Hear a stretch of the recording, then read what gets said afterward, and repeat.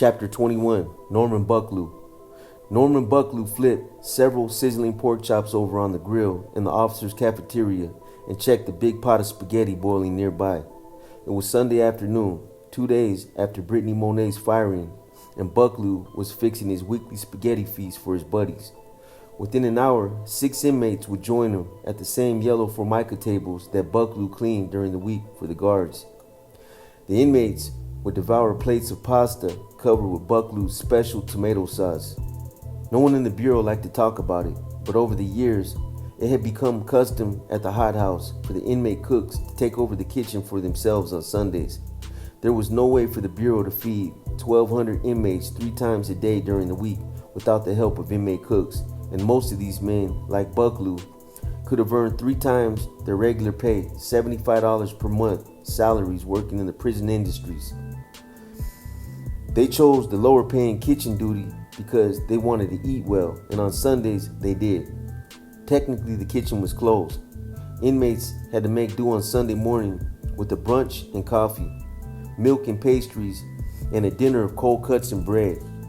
But behind the kitchen's stainless steel doors, the inmate cooks divided themselves, as always, along ethnic lines, and the mammoth kitchen took on an atmosphere of a church bazaar. Black inmates ate fried chicken with a thick gravy sauce in one area. A handful of Chicanos dined on tortillas and refried beans in another area. Bucklew and his crew ate spaghetti and pork chops in the officer's cafeteria. It was the most private of all the unofficial dining spots, a separate room big enough for about 30 people built between the kitchen and the inmate dining hall. During the week, the cafeteria was off limits to inmates. It was the guards' private lounge.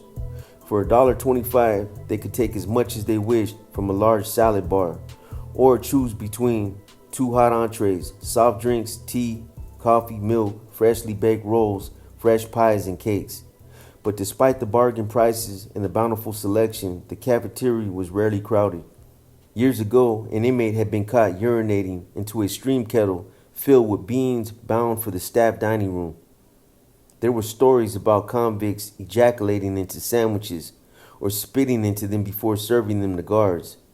To quiet such fears, the Bureau had installed a short-order grill in the cafeteria itself so that employees could watch their food as it was cooked. But that wasn't enough for many of them. They stayed away. As soon as he arrived, Bucklew locked the front entrance to the cafeteria because he didn't want to be bothered by other inmates or the guards on the Sunday shift. There was a certain irony to having an inmate lock guards out of their own cafeteria, and that made Bucklew chuckle as he focused over his spaghetti sauce. The highly seasoned sauce was his specialty, and it was so good that the mafia honchos in B Cell House had been known to send wise guys to the kitchen to ask politely for a plate. A bank robber from New Jersey named Artie provided the garlic bread. Another bank robber made the onion and tomato salad. Sometimes they even had wine. "I'm a thief," Bucklew boasted as he stirred his sauce. "I don't think robbing a bank is wrong. I will never think it is wrong. If I want to take the money in a bank, then I'm going to take it. And if you catch me and put me in prison, I'm not going to sniffle about being in the pen. But don't try to tell me what I did was wrong, and don't tell me I got no integrity. I'll tell you what having no integrity is. It's claiming you're not a thief and then coming into this dining room every day like these hacks do and eating lunch without paying for it. Beating the pen out of $1.25. Now that's having no integrity. Guards were supposed to put a ticket inside a clear plexiglass box at the head of these serve lines before eating. Bucklew had made a practice of standing in view of the box so he could tell which guards had paid and which had simply passed their hands over it pretending depositing the ticket. Officials later acknowledged that the cafeteria frequently served more meals than there were tickets for, but they said the amount was insignificant. Like most other inmates, Bucklew hated guards. "They are my sworn enemy, the lowest form of life," he said, "even worse than cops." When Bucklew was a teenager growing up in New Jersey, he had heard over his car radio one afternoon that a hitchhiker had just shot a state police officer and was on the run not far from where Bucklew lived. Bucklew drove immediately to the area being searched. "I wanted to find that guy and give him a ride," Bucklew said. "Anybody who killed a cop was okay with me." Bucklew was 25 when he went to prison for the first time in May 1974. to begin serving a life term for murder of an armored car guard during a bungled robbery. He was put in one of the oldest prisons in America, the state prison in Trenton.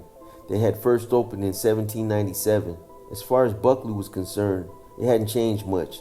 It was like a fucking dungeon, he recalled. It was noisy and dirty, and there were cockroaches everywhere, and rats, and I'm thinking, this is it? This is my fucking home for the rest of my life? 2 days after he arrived, an older inmate invited Buckley to a meeting of the Lifers Club. It began much like a meeting of Alcoholics Anonymous, with each man standing, giving his first name, and then telling how much time he had served.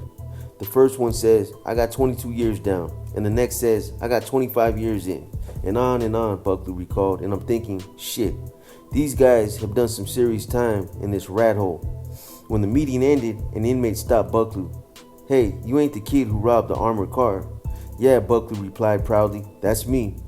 I robbed one myself back in 1950, killed a guard too. We talked for a while, Buckley remembered, and then it hit me. This dude had done 24 calendar years, 24 in prison. I thought, I'm in trouble. I'm in serious trouble here. They're going to make me stay here for at least 25 years. And then I thought, fuck this. If my legal appeal is rejected, I'm going to escape. Nearly 2 years later, Buckley lost his appeal. He immediately went to work planning an escape.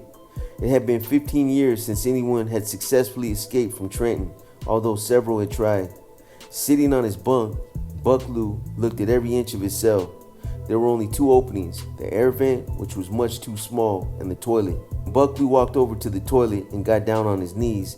He noticed that the water pipes leading to it passed through a steel plate welded to the back of the cell wall. The next morning, when he was released to the prison yard for exercise, he offered an inmate who worked in the carpentry shop a bag of marijuana in return for a hammer and a chisel. He got the tools a few days later. Buckley then jammed a piece of wood into the lock on his cell door so that it wouldn't work. Later that day, guards sent an inmate orderly to knock off the weld and the bolts of the lock so that a locksmith could fix it. Once again, Buckley used marijuana as a bargaining chip and convinced the inmate to take his time breaking open the lock. Disconnecting the toilet, Buckley got out his hammer and chisel and began removing the weld from the plate on the wall. I timed my licks with my hammer to this. Buckley had bought several marshmallow-filled candy bars from the prison commissary, and he chewed them and used the goo as putty to replace the weld. He painted the sticky mixture silver so it looked as if the plate was still welded in place, and slid the toilet back into position. Working in the dark, later that night, Buckley disconnected the pipes that led to his toilet and pulled off the steel plate. Beneath it was a 9 by 17 inch square hole that led through the concrete wall into an open space between Buckley's cell and the cell directly behind it. The space was filled with pipes and electrical wires. I couldn't fit through the hole though, Buckley recalled. I was too big. I started running and quit eating. Every day, all I ate were 2 tins of sardines, a half orange, and 4 crackers. Buckley weighed 220 pounds when he started his crash diet. He calculated that he needed to lose at least 30 pounds to make it through the opening in the wall. One day, while dieting, Buckley was in the prison law library typing a letter when he decided to replace the machine's ribbon. He couldn't free it from the machine, so he decided to break it. Despite his tremendous strength, Buckley couldn't tear the ribbon. That sucker was made out of nylon, just like a rope. He began stealing a few typewriter ribbons each week and wove them into rope back in his cell. When Buckley's weight reached 190 pounds, he was able to force himself through the hole behind his toilet. He struck a match and discovered the chamber was 5 feet wide, 6 stories high, and filled with pipes and wires. Buckley had worked at his father's television repair shop as a youngster and had spent summers installing antennas. He was used to climbing, and he soon found a pipe that was big enough for him to shimmy up. It was a difficult climb, but when he reached the top and managed to strike another match, he found the ceiling covered by a row of bars to prevent anyone from cutting through to the roof. He climbed down, slipped back through the hole into his cell, and sealed the entry to a secret passage with marshmallow goo. The next day, Buckley traded marijuana for 6 pieces of hacksaw blade.